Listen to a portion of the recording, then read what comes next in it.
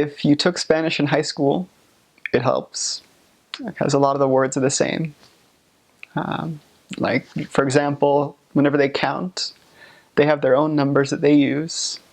They also use Spanish numbers, and they use English numbers. So if you know any of those three systems, you can get by on numbers. I mean, technically they have different ways they use different numbers, but if you're a foreigner, it doesn't really matter. They'll just be happy that you're trying.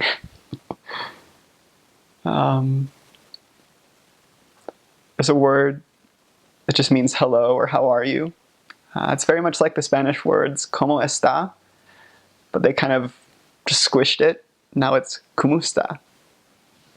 That's something that I would say, basically say it to everyone that you try to talk to.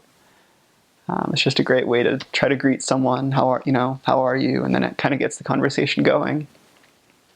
So that was something that I found interesting. So the Spanish I took in high school actually helped. A lot of the religious words are the same, just because the Spanish came in and conquered the Philippines like 500 years ago, and then ruled over them as a colony for 400 years. So they kind of forced their religion on them. So you figure out pretty fast that almost all Filipinos are Catholic because of the Spanish. And it's funny because they are right up until they actually read the Bible. Then they become Protestant of some denomination or another. And there's actually a lot of Christian churches there.